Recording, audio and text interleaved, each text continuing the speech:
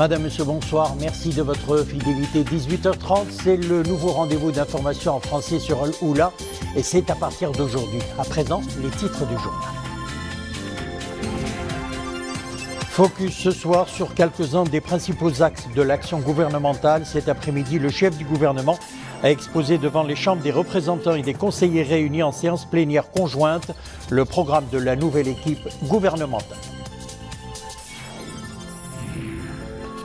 Le ministre malien des Affaires étrangères et de la coopération internationale, Abdoulaye Diop, est au Maroc, porteur d'un message écrit du président de la transition du Mali, Assimi Goïta, à Sa Majesté le roi Mohamed VI. Le message a été remis au ministre des Affaires étrangères, de la coopération africaine et des Marocains résidant à l'étranger, Nasser Bourri. L'opération vaccinale se poursuit à travers le royaume. Plus de 228 864 personnes ont déjà reçu la troisième dose au 8e jour du lancement de l'opération. Pour nous en parler ce soir, Dr Taïeb Hamdi, médecin et chercheur en politique et système de santé. Et puis l'Afrique au cœur du musée Mohamed VI d'art moderne et contemporain de Rabat. Le musée regroupe deux expositions, l'Afrique vue par ses photographes et une autre de Malik Sidibé à nos jours, où l'artiste à travers ses photographies capte des portraits vivants et des scènes de fête de la capitale malienne. Première réunion ce matin en conseil de gouvernement pour la nouvelle équipe gouvernementale. Covid oblige, le conseil de gouvernement s'est tenu en visioconférence, l'occasion pour le chef du gouvernement, Aziz Akhnouch, d'exprimer sa fierté et celle de l'ensemble des membres de l'exécutif de la haute confiance royale et des hautes orientations contenues dans le discours royal adressé aux deux chambres du Parlement. Le discours royal à l'ouverture de la session législative nous met tous de manière claire devant les défis externes et internes auxquels notre patrie est confrontée, a affirmé M. Akhnouch lors de cette réunion consacrée à la présentation des grandes lignes du programme gouvernemental.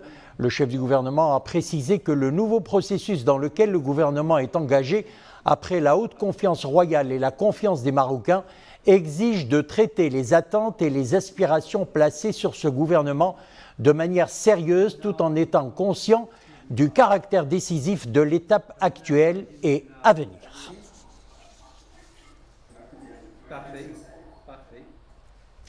Et devant les deux chambres réunies du Parlement, le chef du gouvernement Aziz Akhnouch a exposé cet après-midi les grandes lignes du programme d'action gouvernementale.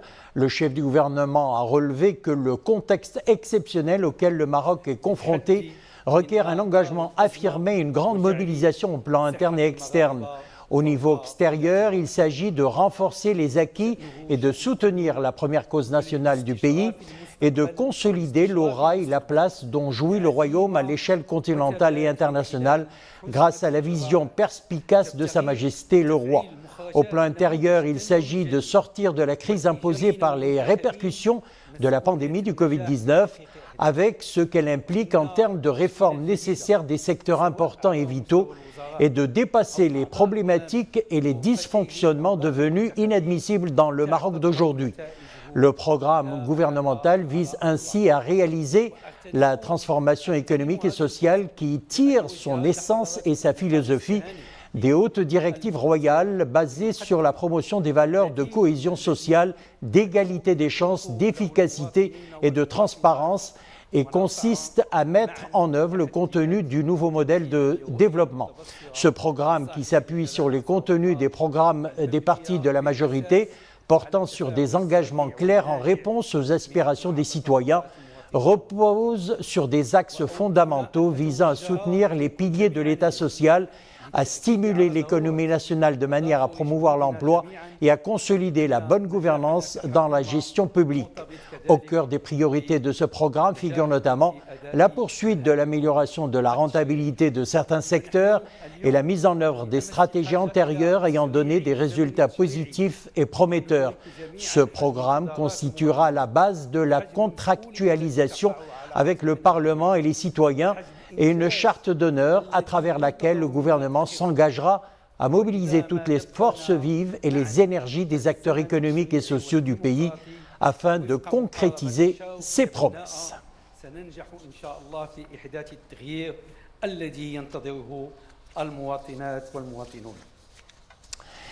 Et pour un aperçu du programme gouvernemental présenté devant les deux chambres réunies, nous rejoignons en direct devant le siège du Parlement notre envoyé spécial Mariam El Messi. Bonsoir. Alors, quels sont les principaux axes de l'action du nouveau gouvernement ?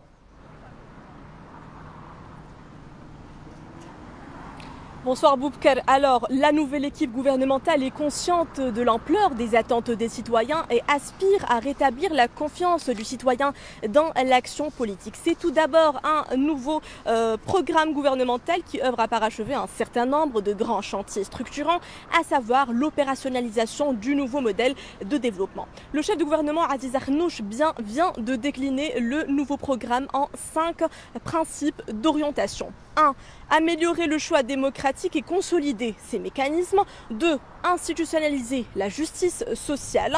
3. Placer le capital humain au cœur de l'opérationnalisation du nouveau modèle de développement. Faire de la dignité du citoyen le socle des politiques publiques. Puis enfin, élargir la frange de la classe moyenne et renforcer son pouvoir d'achat et d'épargne. Le programme gouvernemental Boubkel repose sur 3 piliers. Il s'agit de renforcer les piliers de l'État social, stimuler l'économie en faveur de la création de l'emploi et consacrer la bonne gouvernance dans la gestion de la chose publique. Ce sont là les priorités érigées par le nouveau gouvernement. Les autres secteurs bénéficieront à leur tour du même intérêt, à travers notamment la poursuite de l'amélioration de la rentabilité de certains secteurs, mais aussi l'accompagnement de la mise en œuvre de stratégies antérieures, des stratégies qui ont démontré des résultats positifs. Dernier point, Boubker. Je rappelle que la majorité gouvernementale dispose d'une large majorité à la Chambre des représentants et d'une courte majorité à la Chambre des conseillers. Boubker. Merci Mariam Messi. Je rappelle que vous étiez devant le siège du Parlement et vous nous avez donné un aperçu du programme gouvernemental présenté devant les deux chambres réunies par le chef du gouvernement. Le ministre des Affaires étrangères, de la coopération africaine et des Marocains résidant à l'étranger, Nasser Bourita, a reçu aujourd'hui le ministre malien des Affaires étrangères et de la coopération internationale, Abdoulaye Diop, porteur d'un message écrit du président de la transition du Mali, Assimi Goïta, à Sa Majesté le roi Mohamed VI. Lors d'une conférence de presse, les deux ministres ont mis en exergue la relation historique profonde entre les deux pays. Mohamed Etlechkar.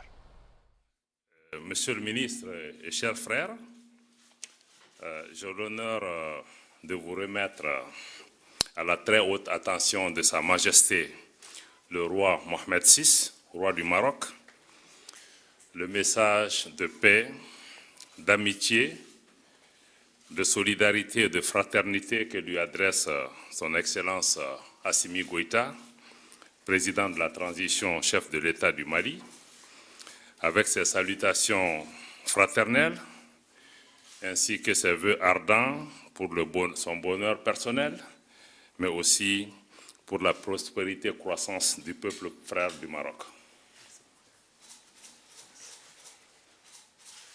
Un message de paix, d'amitié, de solidarité et de fraternité, message écrit du président de la transition du Mali, à Sa Majesté le roi Mohamed VI. Lors de leurs entretiens, les deux ministres ont d'ailleurs mis en exergue la relation profonde à forte dimension historique, humaine et religieuse qui lie le Royaume du Maroc et la République du Mali. Les visites de Sa Majesté le roi Mohamed VI au Mali en 2013 et en 2014 ont donné un contenu plus fort, plus substantiel à cette relation bilatérale. Les 17 accords signés lors des visites royales constituent un socle solide de coopération dans tous les domaines entre les deux pays. Les liens historiques, amicaux, fraternels, culturels, cultuels sont nombreux et de longue date entre nos deux pays. Les entretiens des deux ministres ont permis justement de passer en revue ces différents accords et il a été convenu de réactiver tous les mécanismes de coopération bilatérale, le dialogue politique, les commissions mixtes, les commissions sectorielles et les commissions consulaires. Et conformément aux orientations de Sa Majesté le Roi, j'ai réitéré à Monsieur le ministre la disposition du Maroc à accompagner le programme de développement du Mali dans les secteurs les plus importants. La coopération sur le terrain, le secteur bancaire marocain est très très dynamique au niveau du Mali et les opérateurs sont aussi sur le terrain dans le domaine agricole, dans le domaine de l'élevage, dans le domaine de la santé en particulier. Nous avons tous assisté à la naissance de ces non-nucléaires ici au Maroc qui ont fait un peu notre fierté que ceci se fasse en terre africaine. Le Mali arrive en 3e position en termes de destination des investissements marocains en Afrique. Il est le 2e bénéficiaire des bourses d'études et de formation accordées par le Royaume. Et le Mali est l'un des plus grands partenaires commerciaux du Maroc en Afrique subsaharienne. Et concernant le dossier malien sur la scène internationale, la position du Maroc a toujours été claire. Le Maroc est pour le renforcement des autorités maliennes et pour l'accompagnement des priorités définies par ces autorités. Sur l'ensemble des questions abordées, je pars d'ici satisfait de la convergence de vues que nous avons eue sur les questions qui ont été discutées, rassuré par rapport à la vision et la perspective marocaine par rapport à ce qui est en train de se jouer au niveau du Mali. Enfin, sur la question du Sahara marocain, le chef de la diplomatie malienne a souligné l'adhésion pleine et entière de son pays au processus mené sous l'égide de l'Organisation des Nations Unies. À Belgrade, où a eu lieu la cérémonie commémorative de haut niveau du 60e anniversaire du mouvement des non-alignés, l'ambassadeur représentant permanent du Maroc auprès des Nations Unies, Omar Hillel, a souligné que l'Algérie, en tant que véritable partie responsable de la création et du maintien du différend régional artificiel autour de la question du Sahara marocain, est appelée à s'engager pleinement dans le processus des tables rondes dans un esprit de réalisme et de compromis. Omar Hillel réagissait aux propos provocateurs du Premier ministre algérien.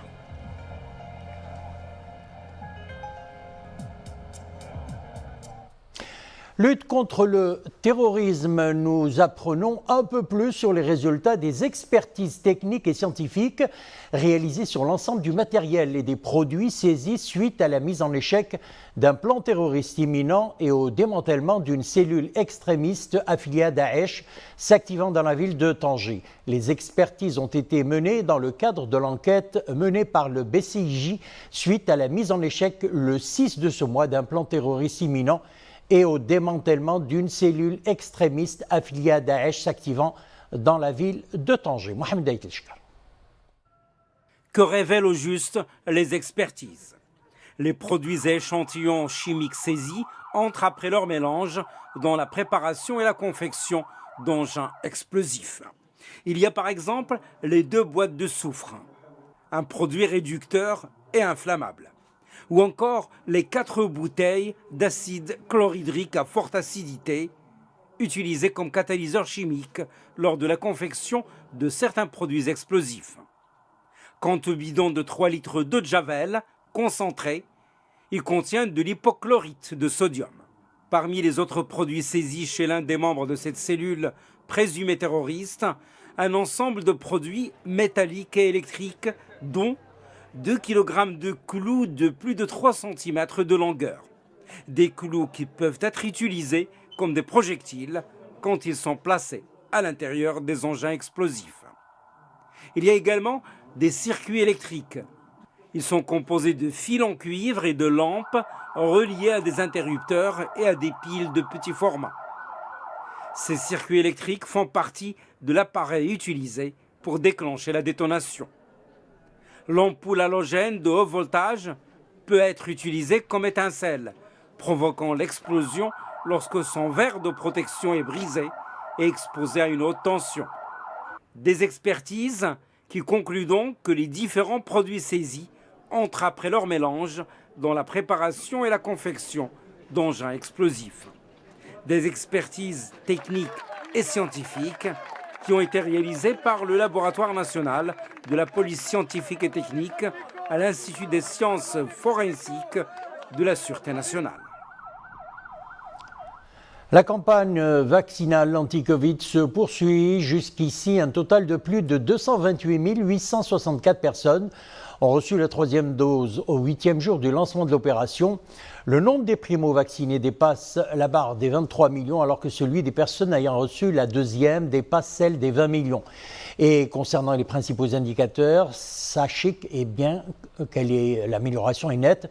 Durant ces dernières 24 heures, on dénombre 169 nouveaux cas et on déplore 17 décès. Les cas actifs sont au nombre de 6507, tandis que les cas sévères ou critiques ont atteint 568. Une 3e dose, pourquoi et est-ce réellement indispensable? Alors pour y voir plus clair, nous avons avec nous en direct le docteur Taïeb Hamdi. Bonsoir, vous êtes médecin-chercheur en politique et système de santé. Alors une 3e dose, docteur Hamdi, beaucoup de gens se demandent si c'est vraiment une nécessité. Effectivement, c'est une nécessité, je dirais un peu plus, c'est une chance pour le Maroc.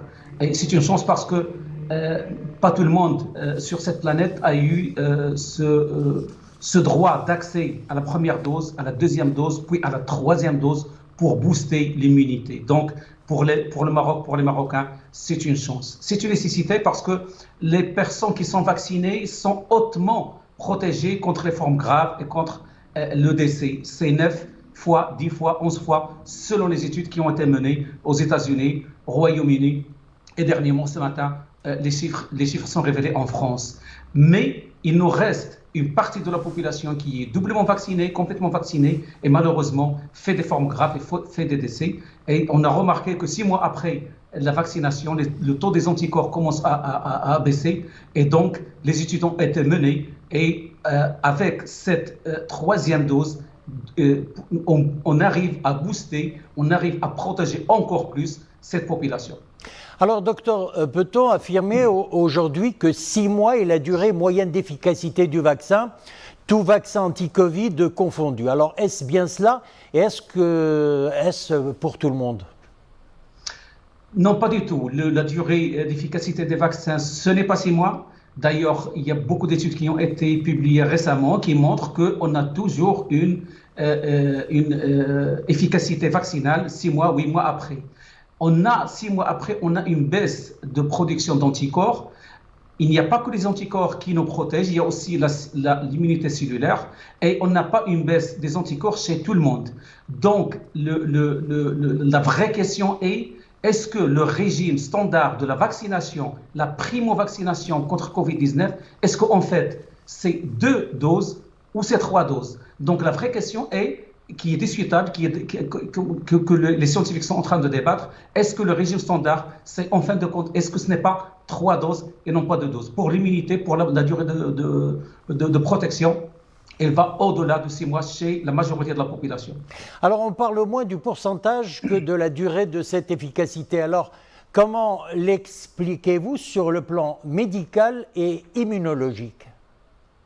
Effectivement, on parle beaucoup de question de pourcentage, de comparaison entre chiffres, entre pays, entre vaccinés et non vaccinés, parce que justement, on prend une durée déterminée, on prend des vaccins et on fait des comparaisons, on fait des études. Maintenant, pour parler de durée d'immunité, il nous faut un recul dans le temps. Or, il se trouve que les vaccins sont déployés à partir de début de 2021, c'est 10 mois à peine, et donc c'est difficile de parler quelle est la durée effective d'efficacité des vaccins. Il faut beaucoup de temps pour juger réellement. Donc, on se fie à autre chose, c'est la comparaison des vaccinés et des non-vaccinés, des vaccinés par rapport aux non-vaccinés. Et on donne des pourcentages pour voir quel taux d'efficacité. Alors, docteur Taïeb Hamdi, dernière question, c'est la saison du vaccin contre la grippe saisonnière. Alors, que conseillez-vous aux personnes qui ont l'habitude de se faire vacciner? Oui, merci pour la question. C'est la saison. D'ailleurs, moi, je donne ce conseil aux personnes qui ont l'habitude de se faire vacciner et même à celles qui n'ont jamais eu cette habitude.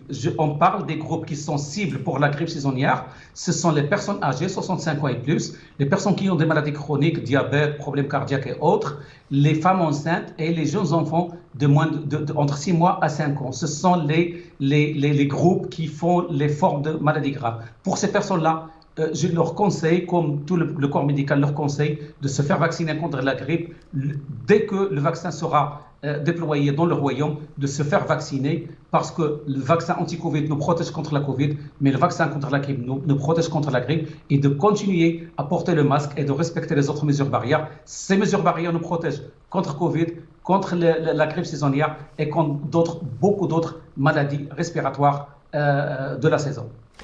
Docteur Taïb Hamdi, merci d'avoir répondu à nos questions. Je rappelle que vous êtes médecin, chercheur en politique et système de santé. Merci. Direction Dubaï et le salon Expo 2020. Présent à cette grande manifestation, le Maroc a lancé officiellement hier sa marque d'investissement et d'export Morocco Now, projetée sur Burj Khalifa, le gratte-ciel le plus haut du monde. Cette projection de la marque marocaine, qui était visible dans divers quartiers de la ville de Dubaï, a présenté également le train à grande vitesse Al-Buraq, des portails des médinas marocaines et diverses images des grands chantiers au Maroc.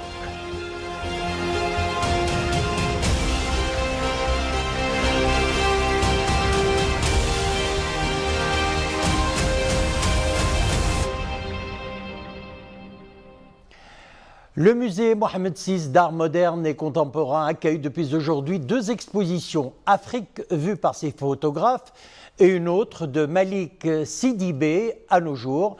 La manifestation artistique célèbre la photographie du Malien Malik Sidibé qui travaille essentiellement le noir et le blanc. Ces photos captent d'ailleurs des portraits vivants et des scènes de fête de la capitale malienne. Yassine Mourafiq et Oumaima Ramli. Des clichés aussi captivants que fantaisistes. Haut en couleurs et riches en symboles, ces photographies racontent tout un pan de l'histoire de l'Afrique, à travers les yeux de ceux qui l'ont vécu. Le médium photographique a toujours été utilisé par les artistes africains, souvent dans un mode de témoignage, de militantisme. Il y a beaucoup de photographes sud-africains qui sont présentés dans cette exposition. Pourquoi ? Parce que le médium photographique, au moment de l'apartheid, était un médium qui était très facile d'accès pour les artistes. L'Afrique vue par ses photographes. Une exposition collective avec la participation de 23 artistes de 13 pays. Mais ce n'est pas tout. Le musée accueille une autre collection des plus uniques. Des photos en blanc et noir où l'on peut voir des scènes de vie. Des œuvres d'art que rares sont ceux qui ont l'occasion d'admirer. Les œuvres de Malik Sidibé. À travers cette exposition, en rendant hommage aux plus grands photographes, j'allais dire de tous les temps, parce que la photographie est récente, qui est Malik Sidibé. Et aussi, montrer des choses qui n'ont jamais été montrées nulle part. Assez exceptionnel, car le Maroc est désormais un exemple. Un pays où la culture prend de plus en plus de place. D'ailleurs, un nouveau musée continental verra bientôt le jour. Le musée du continent, un lieu où l'art africain prendra toute son ampleur. Al Oula dévoile sa nouvelle grille des programmes. Si les émissions emblématiques de la chaîne ne bougent pas, de nouvelles productions créatives et innovantes feront leur apparition sur les écrans. Le décryptage de l'information est toujours au rendez-vous et le divertissement n'est pas perdu de vue. Pour les séries et téléfilms, la production est riche et variée. Nous découvrons tout cela avec Mrim El Messi. Des nouveautés rythmeront dès ce soir vos week-ends et soirées sur Al Oula. Une grille de programme originale qui fait la part belle au divertissement. Féru de l'habit traditionnel, retrouvez chaque jeudi 21h30 votre télé-réalité Fashion Maghrebi. L'actrice vedette Jihan Kidari prendra les rênes de l'émission et mettra en compétition 8 jeunes stylistes amateurs. 15 start-upers seront à leur tour mis à l'épreuve par des jurés incontournables du monde de l'entrepreneuriat. Ce sera dans votre nouvelle émission Brit Nemchibrid. La jeune audience trouvera également son compte cette saison. Rendez-vous désormais pris avec Oulidat Bladi, votre nouvelle émission révélatrice de jeunes talents de moins de 12 ans. Ils viendront vous surprendre avec des numéros exceptionnels. Al Oula investit aussi l'univers du documentaire. Une nouvelle marque s'invitera tous les lundis soirs sur votre écran. Rihlat al-Khat al-Maghribi, l'émission redonnera à la calligraphie marocaine ses lettres de noblesse.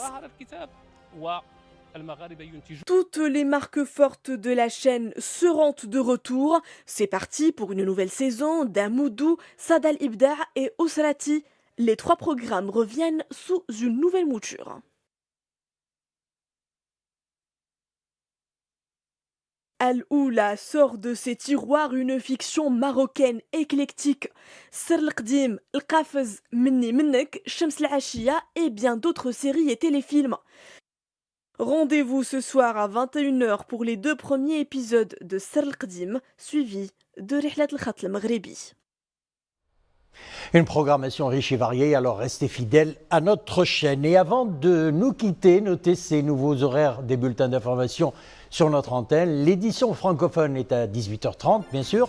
Et vous avez ensuite rendez-vous avec Raïsia, l'édition principale à 20h30 et l'Akhira, la dernière édition d'information à 23h30. Excellente soirée, c'est la fin de notre édition. À demain, 18h30.